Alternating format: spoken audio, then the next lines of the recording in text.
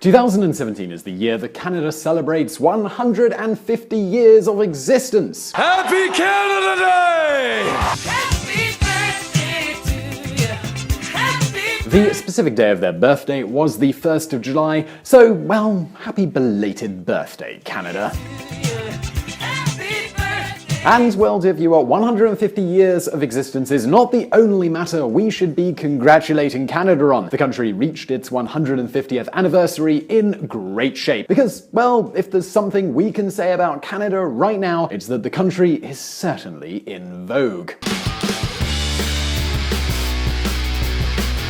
And yes, Canada is also the homeland of many celebrities that we all know well.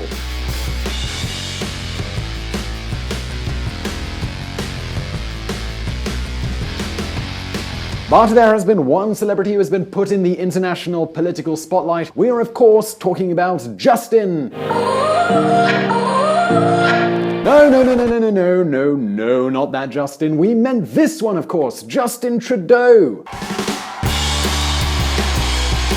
Canada has reached its 150th birthday as one of the richest countries in the world with a top-notch quality of life, as well as being one of the most admired countries on Earth. Certainly not bad, right? So now you might be wondering, what is the cause of all of this? What are the main achievements that Canada is celebrating after 150 years? And importantly, well, is there a dark side to Canada? We're going to answer all of those questions in this video, but first, let us get some perspective. The Great Transformation. You might not have heard much about Canada recently, but we can certainly say that they are no ordinary country. In fact, Canada is the second biggest country in the world, with its territory covering 6 different time zones. And guess which country has the most coastline in the world? Well, no prizes if you guessed Canada. Of course, as all regular VisualPolitik viewers already know, neither the size of a country's surface nor its coastline determines its wealth or how many opportunities its citizens have. So then, what's really behind the success of Canada? Well, one key factor here is the disastrous years that Canada had in the late 80s and early 90s. During this time, Canada suffered economic stagnation and several crises. These were bad enough that in 1995, the Wall Street Journal called Canada an honorary member of the Third World due to its inability to control government accounts. Since then, as you can see, things have changed enormously. Canada really knew how to play to their strengths and get rid of their weaknesses. And especially and above all, Canadians have really understood the importance and meaning of these two words: competitiveness and integration. After those disastrous years of the 80s and 90s, Canadians realized that before thinking about spending, it is absolutely essential to think about creating. And they realized that in order to do that, they needed investment, businesses, and trade. A great deal of trade.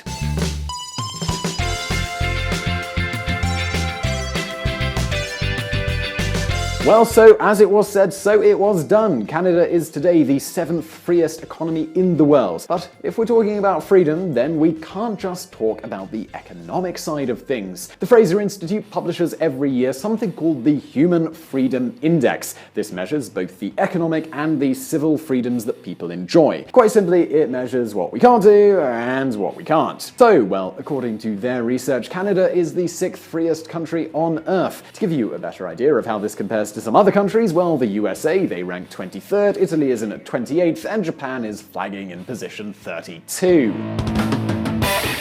Maybe the reason for this is the strong decentralization that the country has. Canada, it's divided into 10 provinces and 3 territories that have so many unique regulations that in 2017, they actually had to sign a free trade agreement among them. New interprovincial trade deal expected to add billions to the economy. The decentralization is absolutely enormous, and it has traditionally resulted in higher costs for those companies that don't operate in a single region but in several different regions, with each region having different regulations. In Ontario, petrol must be at least 5% ethanol. Manitoba insists on an 8.5% blend. The positive side of this is that this has worked as a counterweight to the federal government, and it's encouraged them to make pro-citizen policies, and that's something that has driven good public policies. Anyway, this new agreement has been created in order to beat all these surprising obstacles. Further, as we talked about in a previous video, there's also the Canadian bet on multiculturalism. And, well, let us be rather frank here. Nowadays, this country is one of the best examples of integration in the entire world.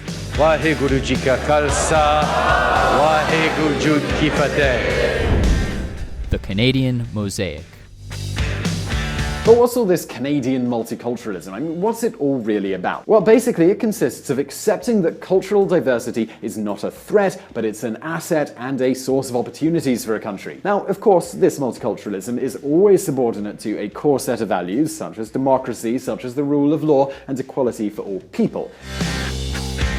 Now, this means that in order to be Canadian and be welcomed into their country, you don't have to replace your culture with any other, like the Canadian culture. You just have to accept and commit to those core Canadian values. And I mean, look, Canada has one of the largest populations of immigrants in the world. 1 out of every 5 Canadians weren't born in Canada. And I mean, for some cities like Toronto, this figure it grows up to 50% or even higher. And it seems that it will be even higher in the future because every year more than 300,000 new immigrants come to this country, which is one of the highest immigration rates in the entire world. And do you know what the result of all of this is? Do you think it's a problem? Well, it's actually no problem at all. Yeah, look, as we said in that previous video, immigration in Canada is certainly not for free. There's this system that exists that's based on 3 fundamental pillars: points, family reunification, and refugees.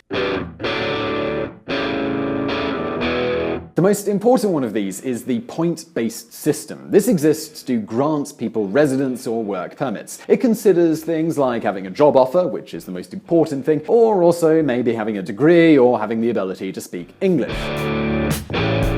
And do you want to know the results of these policies? Well, almost 80% of Canadians think that immigration is good for the economy. This is something that really shouldn't be so strange when you consider that all the statistics show that immigrants, the brand new Canadians, are more educated, they work more hours, they create more businesses, and they draw less dollars from social programs. Now, the question might be, does Canada have many rules about immigration? And certainly it does, but this sort of welcoming culture focused on integration, well, it's pretty rare to find. In fact, since 1977, every Canadian citizen can hold any other nationality without restrictions. So when someone emigrates to Canada and after some years they can obtain their Canadian passport, they don't have to renounce their previous nationality. But if something might perfectly show Canada's spirit, well, that would be Prime Minister Justin Trudeau. Hi everyone, bonjour tout le monde, I'm Justin Trudeau.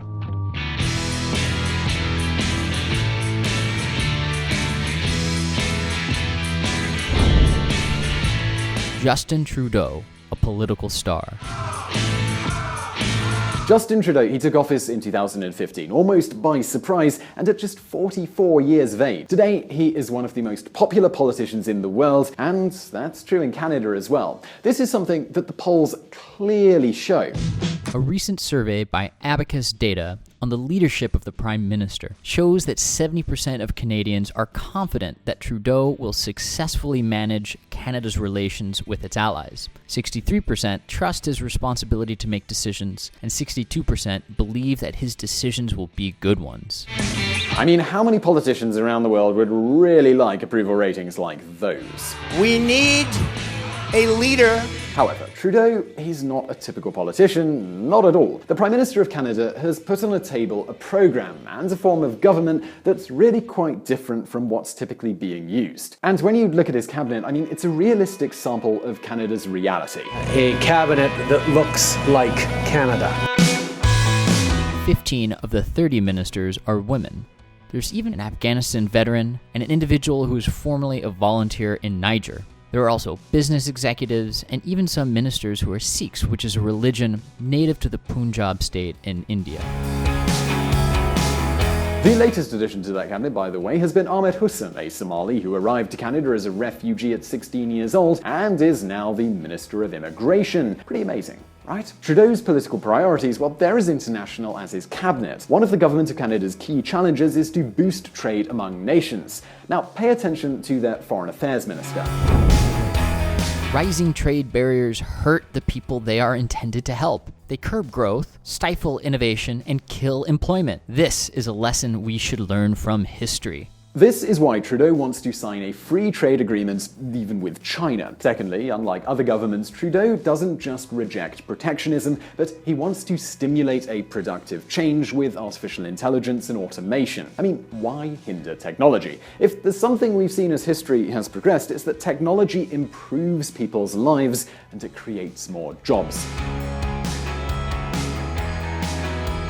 Now, it might not seem that something like that is too complicated to do, but the reality is that there are not many world leaders who defend this pro-technology position. Talking about jobs going away, it's not exactly a popular line. The other great challenge, and maybe the key value of Trudeau's government, is their bet on boosting civil rights and turning Canada into an international example of how this should be done. Take a look at the power of this picture. Trudeau has become the first Prime Minister to lead an LGBTQ pride parade. There's also the most recently released program, Canada's Feminist International Assistance Policy. Yep, you heard that right. Trudeau's government didn't hesitate to declare itself feminist, and among other things, they have decided to focus most of their international cooperation budget on pushing women's rights where they are most needed. Now, it's just a symbol, but sometimes symbols, they're pretty important. Other symbols and gestures are his position towards Syrian refugees. And pay close attention to this speech. In recent months, Canadians have opened their hearts and their arms